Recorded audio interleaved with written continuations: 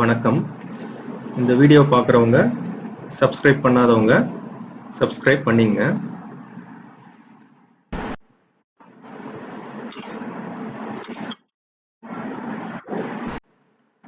இதில் பார்த்தீங்கன்னா 11th standard computer science Tamil medium ஸ்டூடெண்ட்ஸ்க்கு இந்த வீடியோ யூஸ் ஆகும். ஸோ ஆல்ரெடி நம்ம ஃபர்ஸ்ட் யூனிட்ல 2 சாப்டர் பார்த்துட்டோம். செகண்ட் சாப்டர் நம்பர் சிஸ்டம் பார்த்தோம். இப்போ 3வது சாப்டர் கணினி அமைப்பு பார்க்க போகிறோம். கணினி அமைப்புன்றது கம்ப்யூட்டர் ஆர்கனைசேஷன். ஸோ அதோட முன்னுரை இன்ட்ரோடக்ஷன் பார்க்க போகிறோம். ஸோ கணிப்பொறி அமைப்பு கம்ப்யூட்டர் ஆர்கனைசேஷன் பார்த்தீங்கன்னா ஹார்ட்வேர் காம்போனன்ட்ஸ் பொறுத்து இருக்கும். அதுதான் வன்பொருள் கூறுகளை உள்ளடக்கியது. இதில் பார்த்தீங்கன்னா உள்ளீட்டு வெளியீட்டு இன்புட் டிவைஸ், அவுட்புட் டிவைஸ், மைய செயலகம் CPU, சேமிப்பு சாதனங்கள் மெமரி டிவைஸ் மற்றும் முதன்மை நினைவகம் primary memory or main memory, இது எல்லாமே இதில் அடங்கும் ஹார்ட்வேர் காம்போனன்ட்ஸில். ஸோ இதில் பார்த்தீங்கன்னா கம்ப்யூட்டர் ஆர்கிடெக்சர், கம்ப்யூட்டர் ஆர்கனைசேஷன் ரெண்டுமே ஒன்று தான். ஸோ அதில் என்னன்னு பார்த்தீங்கன்னா கம்ப்யூட்டர் ஆர்கிடெக்சர்ன்றது கம்ப்யூட்டர் டிசைன் பண்ணுறதுக்கு யூஸ் ஆகும், கணினி பொறிய டிசைன் பண்ணுறதுக்கு யூஸ் ஆகும். கம்ப்யூட்டர் ஆர்கனைசேஷன்றது அந்த யூசருக்கு நம்ம அந்த ஹார்ட்வேர் பற்றி கிளியராக சொல்றது, அது வந்து கம்ப்யூட்டர் ஆர்கனைசேஷன். அடுத்தது பார்த்தீங்கன்னா நுண்செயலிகளின் அடிப்படைகள் கம்ப்யூட்டர் ப்ராசஸர், அது பார்த்தீங்கன்னா பேசிக்ஸ் ஆஃப் மைக்ரோ ப்ராசஸர், அதை பற்றி பார்க்க போகிறோம்.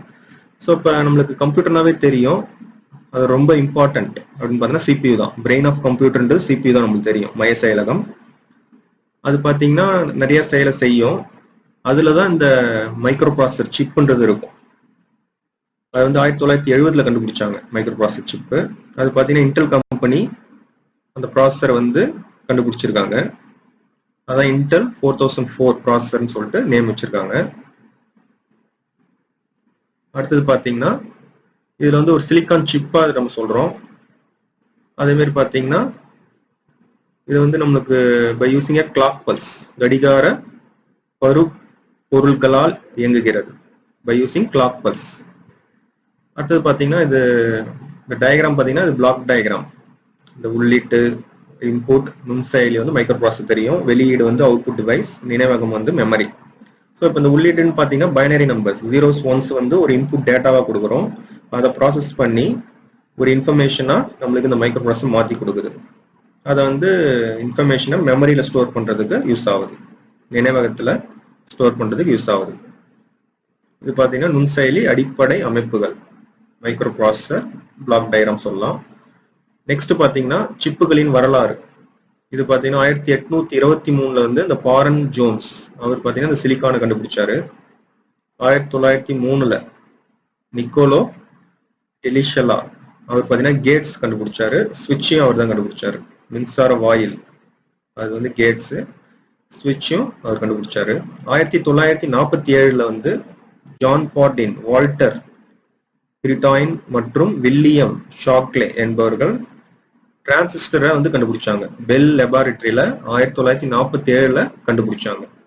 அதே மாதிரி 1956 அவங்க வந்து நோபல் பரிசு வாங்கினாங்க. இந்த 3 பேருமே வாங்கினாங்க. ஸோ 1956 ஐசியை வந்து கண்டுபிடிச்சாரு இராபர்ஸ் நைஸ். அதே மாதிரி இன்னொருத்தர் ஜாக் கில்பை வந்து செப்டம்பர் 12, 1958 இவங்க 2 பேர் சேர்ந்து இதை பண்ணாங்க. 1960 பார்த்தீங்கன்னா இந்த IBM கம்பெனி அவங்க வந்து இந்த சிலிக்கானை வந்து பெரிய அளவில் ப்ரொடியூஸ் பண்ணாங்க. ஸோ மேனுஃபேக்சர் பண்ணி இது பண்ணாங்க. எங்கன்னா நியூயார்க்கில் பண்ணாங்க. ஸோ நுண்செயலி 3 முக்கிய பகுதிகள். ஸோ 3 மெயின் பார்ட்ஸ் நம்ம பார்க்க போகிறோம். மைக்ரோ ப்ராசஸரோட 3 main parts. Arithmetic and logic unit, கணித ஏரண செயலகம். ஸோ அது பார்த்தீங்கன்னா நம்மளுக்கு தெரியும், அது வந்து இந்த அடிஷன், சப்ட்ராக்ஷன், மல்டிப்ளிகேஷன், டிவிஷன் அந்த பேசிக் இது பண்ணும் கால்குலேஷன். அது பார்த்தீங்கன்னா லாஜிக் யூனிட் நம்மளுக்கு தெரியும், அது வந்து கேட்ஸை பொறுத்து இருக்கும், XOR gate, AND gate, OR gate அதை பொறுத்து இருக்கும். அடுத்த கட்டுப்பாட்டகம்ன்றது கண்ட்ரோல் யூனிட். இது பார்த்தீங்கன்னா டோட்டல் கம்ப்யூட்டரும் இதை கண்ட்ரோல் பண்ணும். பதிவேடுகள், உள்ளமைந்த நினைவகம், இது ரிஜிஸ்டர்ஸ், இன்டர்னல் மெமரின்னு சொல்லுவோம். இது பார்த்தீங்கன்னா டெம்பரரியா டேட்டாவோ அப்புறம் இன்ஸ்ட்ரக்ஷன் இதெல்லாம் வந்து ஸ்டோர் பண்ணி வச்சுக்கிறதுக்கு, சேமித்து வச்சுக்கிறதுக்கு இந்த ரெஜிஸ்டர்ஸ் வந்து யூஸ் ஆகுது. இந்த டயக்ராம் பார்த்தீங்கன்னா ஒரு இது மாதிரி பார்த்தீங்கன்னா மைக்ரோ ப்ராசஸரு மற்றும் சாதனங்களின் இணைப்பும். So interface between micro processor and other device அப்படி சொல்லலாம். ஸோ இப்போ இதுதான் மைக்ரோ ப்ராசஸர். ஃபர்ஸ்ட் இந்த பதிவேடு, கட்டுப்பாட்டகம், அப்புறம் பார்த்தீங்கன்னா கணித ஏரண செயலகம், arithmetic and logic unit, registers, control unit, மூணுமே சேர்ந்தது மைக்ரோ ப்ராசஸர். அமைப்புன்ற சிஸ்டம், இந்த உள்ளீடு வெளியீடு வந்து இன்புட் அவுட்புட் டிவைஸ், நினைவகம் memory, read only memory, random access memory, ROM, RAM. So இப்போ இது பார்த்தீங்கன்னா நம்மளுக்கு இந்த மூணுமே நம்ம பார்த்துட்டோம் மைக்ரோ ப்ராசஸர் பற்றி. கட்டுப்பாட்டகம், registers, and also arithmetic and logic unit. So இந்த வந்து இந்த டிவைஸ் சிஸ்டம்ன்றது ஒரு interface between the micro processor and other device. அதை இணைக்கிறதுக்கு தான் இந்த அமைப்பு சிஸ்டம்ன்றதை யூஸ் பண்றோம். ஸோ நுண்செயலின் பின்பியல்புகள். ஸோ இது பார்த்தீங்கன்னா அடிப்படையாக கொண்டது. ஸோ இதில் வந்து ஒரு 3 கேரக்டரிஸ்டிக்ஸ் பார்க்க போகிறோம். ஃபர்ஸ்ட் வந்து கடிகார வேகம், கிளாக் ஸ்பீட், கட்டளை தொகுப்பு, instruction set, word size. So கடிகார வேகம் பார்த்தீங்கன்னா இதில் வந்து கிளாக் ஸ்பீட் வந்து அதை நம்ம மெகாஹெர்ட்ஸ் இல்லை கிகாஹெர்ட்ஸ் தான் நம்ம சொல்லுவோம்.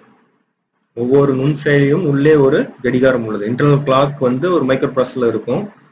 அதை நம்ம மெயினாக அந்த ஸ்பீடு வந்து நம்ம கொடுக்குற இன்ஸ்ட்ரக்ஷனை பொறுத்து அது அந்த ஸ்பீடு இருக்கும். அந்த ஸ்பீடை மெயினாக நம்ம மெகாஹெர்ட்ஸ், கிகாஹெர்ட்ஸ் அந்த அளவில் தான் நம்ம சொல்லுவோம். அடுத்தது பார்த்தீங்கன்னா ஸோ இது உங்களுக்கு தெரியுமா, ஜஸ்ட் கடிகாரத்தின் வேகம் கணக்கிடுதல். ஸோ ஹெர்ட்ஸ் பார்த்தீங்கன்னா அந்த HZ தான் ஹெர்ட்ஸோட சுருக்கம். இது வந்து பொதுவாக பார்த்தீங்கன்னா ஒலி அலை அதிர்வெண்களை, ஸோ வேவ் ஃப்ரீக்வன்சியை மெஷர் பண்ணுறதுக்கு யூஸ் ஆகுது. அதேமாதிரி இதில் இந்த சவுண்டு ஃப்ரீக்வன்சி, சவுண்ட் வேவ், அப்புறம் பார்த்தீங்கன்னா இதில் வந்து ரேடியோ வேவ்ஸ் அதெல்லாம் யூஸ் ஆகுது. ஸோ இப்போ பார்த்தீங்கன்னா உதாரணமாக வந்து 20 முதல் 20,000 ஹெர்ட்ஸ் அலைகளை ஒரு நம்ம மனிதன் வந்து கேட்க முடியும். அதுக்கு மேலே நம்மளால ஹியர் பண்ண முடியாது. ஸோ 20 ஹெர்ட்ஸ்க்குள்ள இருக்கும்போது அதை வந்து நம்ம பாஸ் ஃப்ரீக்வன்சின்னு சொல்லுவோம், பாஸ் அலைகள். 5000 ஹெர்ட்ஸ்க்கு அதிகமான அந்த சவுண்ட் வேவ் இருந்தா அது பார்த்தீங்கன்னா உயர்ந்த ஸ்துதியில், ஹை பிச்சில் இருக்கும்போது அதை வந்து ட்ரெபிள் ஃப்ரீக்வன்சின்னு சொல்லுவோம், ட்ரெபிள் அலைகள் சொல்லுவோம். ஹெர்ட்ஸ் அலை அதிர்வெண்களை அளவிடுவதற்கு பயன்படுகிறது. அதாவது பார்த்தீங்கன்னா வேவ் ஃப்ரீக்வன்சி. அதே மாதிரி கிளாக்கோட ஸ்பீடையும் இது வந்து அனலைஸ் பண்றதுக்கு இந்த ஹெர்ட்ஸ் யூஸ் பண்ணுவோம். இப்போ பார்த்தீங்கன்னா ஸோ இந்த கிளாக் ஸ்பீடு வந்து பார்த்தீங்கன்னா ஒரு நொடிக்கு இது வந்து மில்லியன் இல்லை பில்லியன் செயல்களை வந்து செய்ய முடியும். ஸோ இந்த கிளாக் ஸ்பீடை வந்து பொதுவாக நம்ம மெகா ஹெர்ட்ஸ் இல்லை கிகா ஹெர்ட்ஸ்ல அப்படி சொல்லுவோம். கிளாக்கோட ஸ்பீடை வந்து பொதுவாக மெகா ஹெர்ட்ஸ் இல்லை கிகா ஹெர்ட்ஸ்ல நம்ம சொல்லுவோம். ஸோ நெக்ஸ்ட் செகண்ட் கேரக்டரிஸ்டிக்ஸ், கட்டளை தொகுப்பு, இன்ஸ்ட்ரக்ஷன் செட். ஸோ ஒரு கமாண்ட் கொடுக்குறோம் கம்ப்யூட்டருக்கு, ஒரு டேட்டா இல்லை ஒரு இன்ஃபர்மேஷன் வந்து கொண்டு வரத்துக்கு நம்ம ஒரு கமாண்ட் வந்து கம்ப்யூட்டர் கொடுக்குறோம், இந்த செயலை வந்து செஞ்சு கொடுங்கன்ற மாதிரி. அது செஞ்சு கொடுக்கறதுக்கு பேர் தான் இன்ஸ்ட்ரக்ஷன், கட்டளை தொகுப்பு எனப்படும்.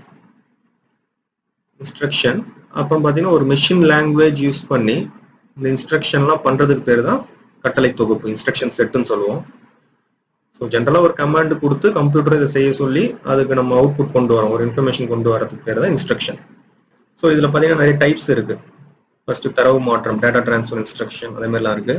அது மாதிரி இன்ஸ்ட்ரக்ஷன் ஃபார்மட் வந்து ஒரு இது பார்க்கலாம். ஸோ இன்ஸ்ட்ரக்ஷன் ஃபார்மட்ன்றது பார்த்தா அது ஆப்கோட், ஆப்ரண்ட். ஸோ ஆப்கோட் கண்டிப்பாக இருக்கும், ஆப்ரண்ட் வந்து ஒரு 2 இருக்கும். இதில் பார்த்தீங்கன்னா 1 பைட் இன்ஸ்ட்ரக்ஷன் அப்படிலாம் பார்க்க போகிறோம். ஸோ இப்போ 1 பைட் இன்ஸ்ட்ரக்ஷன் எக்ஸாம்பிள் பார்த்தீங்கன்னா மூவ் A, B. அந்த மூவ்ன்றது இன்ஸ்ட்ரக்ஷனு, A, Bன்றது ஒரு 8 பிட் இன்ஸ்ட்ரக்ஷன். ஸோ அது வந்து 1 பைட் இன்ஸ்ட்ரக்ஷன். 1 பைட்ன்றது 8 பிட் நம்மளுக்கு தெரியும். அதே மாதிரி நெக்ஸ்ட் பார்த்தீங்கன்னா 2 பைட் இன்ஸ்ட்ரக்ஷனோட எக்ஸாம்பிள் பார்த்தீங்கன்னா MVI அப்புறம் 08H அப்படின்ற மாதிரி பார்க்கும்போது MVIன்றது அது ஒரு 8 பிட், நெக்ஸ்ட் 08Hன்றது அது ஒரு 8 பிட், டோட்டல் 16 பிட் இன்ஸ்ட்ரக்ஷன். அப்போ இது பார்த்தீங்கன்னா 2 பைட் இன்ஸ்ட்ரக்ஷனா ஆக்ட் ஆகும். அடுத்தது பார்த்தீங்கன்னா 3 பைட் இன்ஸ்ட்ரக்ஷன். அப்போ லோடு இல்லை ஸ்டோர் அப்படி யூஸ் பண்ணிட்டு 08, 10H அப்படின்னு யூஸ் பண்ணும்போது இந்த லோட் ஸ்டோர் வந்து ஒரு 8 பிட், 08ன்றது another 8 பிட், அப்புறம் 16ன்றது இன்னொரு another 8 பிட். ஸோ டோட்டலாக 24 பிட். இதை வந்து 3 பைட் இன்ஸ்ட்ரக்ஷன் சொல்லுவோம். ஸோ 3 பைட்டுக்கு நம்ம 3 மெமரி லொகேஷன் நம்மளுக்கு தேவைப்படும்.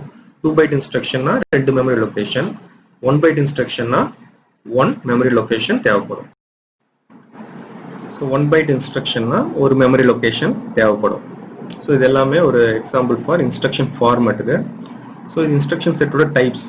ஸோ ஃபர்ஸ்ட் வந்து தரவு மாற்றம், டேட்டா டிரான்ஸ்ஃபர் இன்ஸ்ட்ரக்ஷன். ஸோ இதில் வந்து register to memory, memory to register இப்படிலாம் வந்து டேட்டா டிரான்ஸ்ஃபர் பண்ணிக்கலாம். ஆனால் memory to memory data transfer ஆகாது. ஸோ எண் கணித செயல்முறைகள் இது பார்த்தீங்கன்னா அரித்மெட்டிக் யூனிட். ஸோ இதில் அடிஷன், சப்ட்ராக்ஷன், மல்டிப்ளிகேஷன், டிவிஷன் இந்த கால்குலேஷன்லாம் பண்ணிக்கலாம்.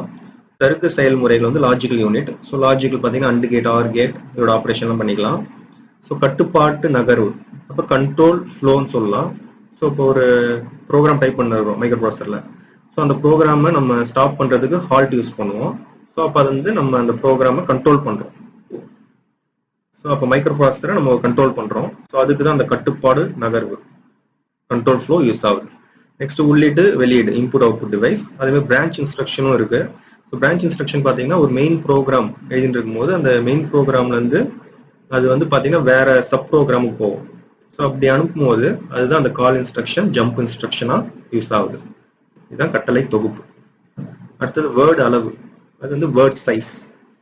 வேர்ட் சைஸ் பார்த்தீங்கன்னா இந்த பிட்ஸை பொறுத்து இருக்கும். ஒரு வேர்டு அளவு பார்த்தீங்கன்னா இந்த ரேம், அப்புறம் பார்த்தீங்கன்னா இன்புட் அவுட்புட் பின்ஸ் பொறுத்து இது இருக்கும். ஸோ இப்போ பார்த்தீங்கன்னா இந்த இன்புட் அண்ட் அவுட்புட் பின்ஸ் அதை ஊசிகள்னு சொல்லுவோம். அந்த எண்ணிக்கையை பொறுத்ததாகும். ஸோ மொத்த உள்ளீடு அந்த மற்றும் வெளியீடு ஊசிகளின் மொத்த எண்ணிக்கை நுண்செயலின் கட்டமைப்பை தீர்மானிக்கிறது. ஸோ மொத்தமாக இருக்க இன்புட் அண்ட் அவுட்புட் பின்ஸ் பார்த்தீங்கன்னா அதுதான் ஆர்கிடெக்சர் ஆஃப் த கம்ப்யூட்டர், இல்லை ஆர்கிடெக்சர் ஆஃப் த மைக்ரோ ப்ராசஸரை தீர்மானிக்கிறது. இது வேர்டு அளவு. ஸோ நெக்ஸ்ட் பார்த்தீங்கன்னா இந்த இன்டெல் 4004 மைக்ரோ ப்ராசஸர், அது வந்து 4-பிட் நுண்செயலி சொல்லலாம், மைக்ரோ ப்ராசஸர் சொல்லலாம். ஸோ 4 உள்ளீடு மற்றும் 4 வெளியீடு ஊசிகள் உள்ளது. 4 input pins and 4 output pins வந்து இதில் இருக்கு. உள்ளீடு மற்றும் வெளியீடு ஊசிகளின் எண்ணிக்கை எப்போதும் பார்த்தீங்கன்னா ஒரே மாதிரி இருக்கும். இன்புட் பின்ஸும் அவுட்புட் பின்ஸோட நம்பர்ஸ் எண்ணிக்கை வந்து ஒன்றா தான் இருக்கும். ஸோ ஒரே நேரத்தில் இது வந்து 4-பிட் ப்ராசஸர் பண்ணுறதுனால இதை வந்து 4-பிட் ப்ராசஸர்னு சொல்கிறோம். அடுத்தது பார்த்தீங்கன்னா தயாரிப்பு வந்து இன்டெல்ல. கடிகாரத்தின் வேகம் கிளாக் ஸ்பீட் வந்து 740 kHz, அளவு பார்த்தீங்கன்னா 10 மீட்டர் மைக்ரோமீட்டர்.